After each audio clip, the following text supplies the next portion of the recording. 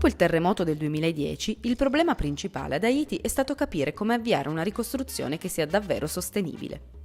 Uno dei progetti più all'avanguardia è firmato da Architettura Senza Frontiere Piemonte e poggia le sue fondamenta su un innovativo modello di casa in paglia. Il primo esperimento è stato la ricostruzione in legno di un orfanotrofio distrutto dal terremoto del 2010. La costruzione in legno è stata quella che ci ha fatto capire come fosse difficile recuperare dei buoni materiali che fossero utili appunto sia a una costruzione antisismica sia a una costruzione dove si potesse vivere in modo sostenibile all'interno. Da lì noi abbiamo iniziato a studiare come si poteva costruire ad Haiti in maniera più sostenibile e sostenibile anche economicamente. Dopo alcuni mesi di studio sul campo è stato individuato il materiale adatto, la paglia di riso. Abbiamo iniziato tutto questo studio anche con il Politecnico di Torino per capire come poter come poter fabbricare queste balle di paglia di riso in modo tale che potessero essere forti, resistenti. È stata così progettata una pressa per realizzare mattoni in paglia. Bisognava sapere esattamente quanto pressare questa paglia affinché la paglia potesse avere le caratteristiche di materiali resistenti al fuoco, resistenti all'attacco degli insetti, resistenti a tutta una serie di fattori che sono estremamente importanti per una costruzione. Il primo cantiere per costruire una casa in paglia è stato avviato a Bogosel, nel distretto risicolo dell'Artibonite. Abbiamo fatto un magazzino per una cooperativa di risicoltori, quindi abbiamo fatto questo magazzino in balle di paglia di riso attraverso la metodologia del cantiere scuola, quindi utilizzando l'aiuto sia di uomini che di donne. Il progetto architettonico di ricostruzione si è così ampliato anche alla formazione professionale e all'empowerment femminile, coinvolgendo attivamente organizzazioni locali come la Federazione FEFBA, che sostiene le donne vittime di violenza. On a travaillé ensemble sur le renforcement économique à travers la paille de riz, ensemble l'ODVA, le ministère à la condition féminine. On avait commencé par travailler, par montrer aux femmes de cette fédération de fabriquer ou bien encore de préparer des blocs en paille de riz.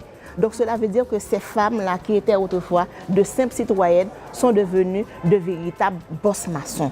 I mattoni in paglia fabbricati dalle donne dell'Artibonite sono poi stati utilizzati per la seconda casa in paglia, quella costruita da Architettura Senza Frontiere Piemonte nella missione scalabrignana di Croix des Bouquets, dove vivono cooperanti e volontari. È completamente costruita in paglia, quindi non ha una struttura portante in altri materiali. Il legno comunque è un materiale molto caro e quindi l'idea di fare una casa completamente in paglia era l'obiettivo. Ha una base in cemento perché comunque la paglia non può essere a contatto col terreno. Il soffitto è stato fatto con gli scarti delle bottiglie di plastica e unite tra di loro da del cemento, quindi è un soffitto alleggerito e costruito con di nuovo materiali riciclati. È una casa che rispetta i modelli culturali e diciamo di esigenze della popolazione locale, che però allo stesso tempo può proporre degli standard di sicurezza e di comfort molto più elevati rispetto a quelli che sono attualmente presenti. E ora si guarda al futuro, pensando a come convincere gli haïtiani che la paglia è un materiale buono e sicuro per le loro case. Les blocs en ciment, certaines fois, posent des problèmes, surtout pour certaines surfaces des terrains.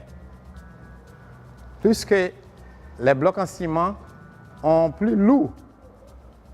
Si les terres ont des failles, les tremblement de terre peut créer des difficultés. Il peut peut-être, permettre de fracturer, de briser, de fissurer.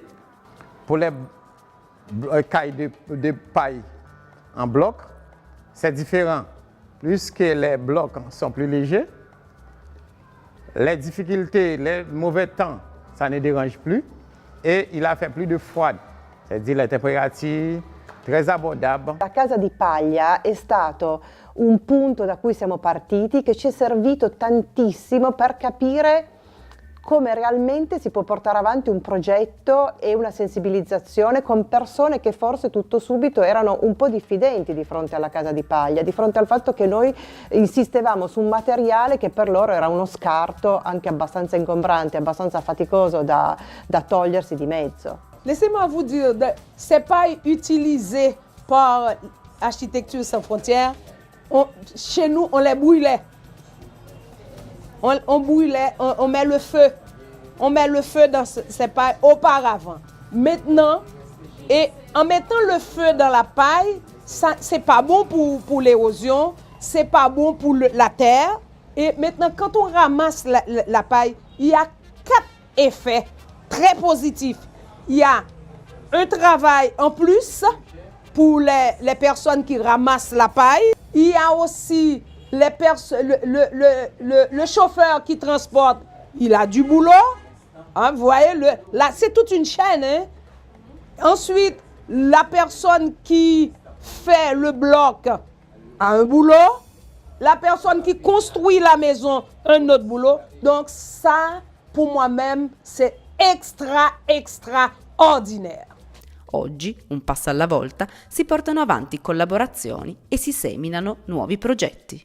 Notre plus grand désir, c'est de mettre sur pied un business, une usine qui va construire des blocs de paille et nous voulons construire des villages pour les femmes qui dirigent des foyers monoparentali. Uno dei partner principali del progetto è la Fechardet, che è una fondazione che è stata creata all'indomani del terremoto proprio per rispondere alla grande necessità, alla grande domanda di abitazioni. Quindi nel corso degli anni si è occupata di costruire delle case da poter rendere fruibili per le popolazioni, per le persone che sono rimaste senza casa.